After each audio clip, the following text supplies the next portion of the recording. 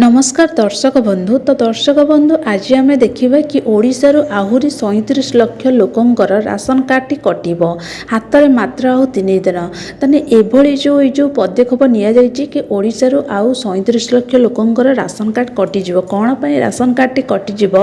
से विषय यही वीडियो रे आम संपूर्ण रूपे आलोचना करवा आ सरकार पक्षर पुणी थे राशन कार्ड उपभोक्ता गोटे कौन होती ना गाइडलाइन जारी होती ताने कौन से गाइडलाइन जारी होईची कहीं 37 लाख लोकंकर राशन कार्ड कटिजिव आउ सेमानंको कौन करिया को पड़िबो जहाँफल कि सेमानकर राशन टी कटिबो नाही ए विषय आम संपूर्ण माने तथ्य ए वीडियो रे आलोचना करिबा। सरकार कौन पाई एई जो पदक्षेप नबा पाई परामर्श दिया जायछि आउ आगामी दिन रे सेमानकर राशन कार्ड कहीं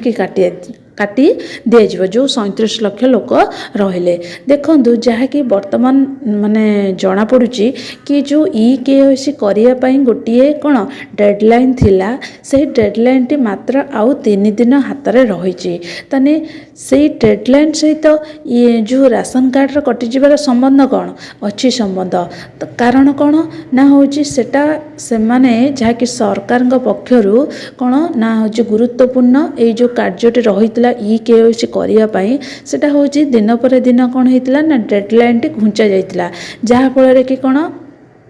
जो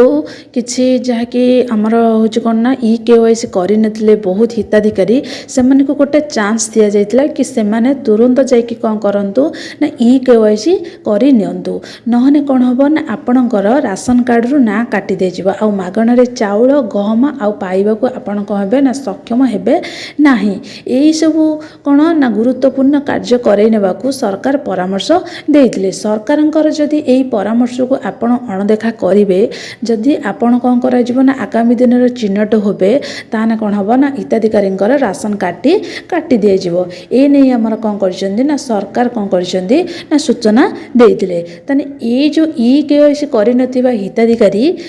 एटा हूँ गोटे बड़ घोषणा जहाँकि राज्य सरकार करिसेंती ताने जो माने केवाईसी ए पर्यंत करना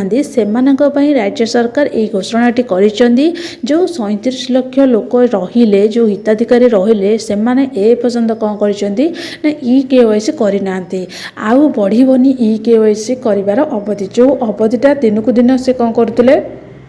बढ़ाऊले सेटा कौन करा ना आउ अवधिटा बढ़ा ना समस्त राशन कार्ड धारी केवाईसी जो कार्य करवाटा वर्तमान बाध्यतामूलक जदि केवाईसी करा न जाए तेबे कौन हम ना राशन कार्ड रु आपणकर ना टी काटी दिज्व जहाँफल कि आपण अयोग्य हिताधिकारी भूत राशन कार्ड धारी और धनिक श्रेणी लोके राशन कार्ड हाथी से जो से श्रेणी आपण रे जहाँफल कि आपणकर कौन राशन टी काटी दिज्व जहाँकि आमर रेशन कार्ड रो जो केवाईसी करिवार शेष तारीख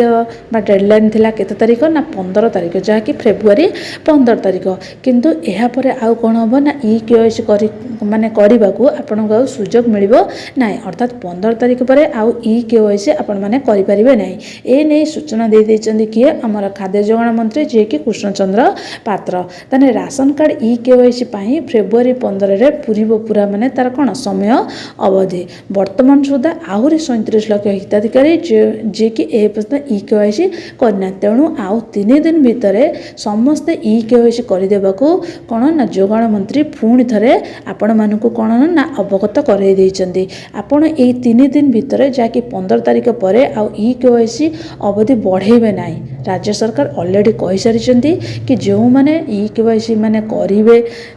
केवाईसी करिवे नाही सेगुडी को सरेंडर बोली धरा दियानी जो माने से माने कौन ना धनिक श्रेणीर हूँ कौन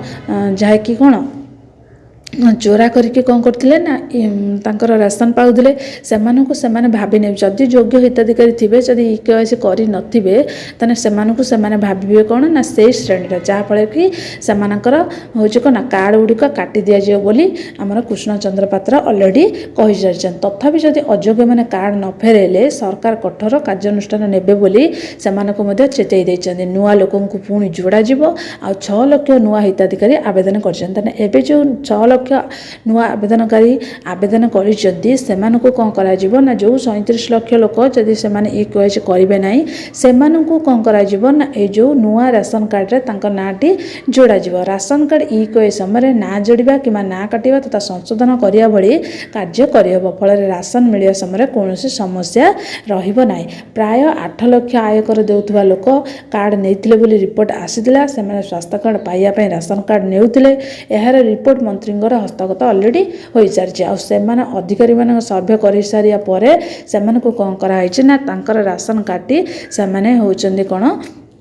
ଫେରାଇ ଦେଇଛନ୍ତି। ତାଙ୍କର ଅଲରେଡ଼ି କ'ଣ ନା ସେମାନଙ୍କର କାର୍ଡ଼ଟି କଟିଯାଇଛି। ଆଉ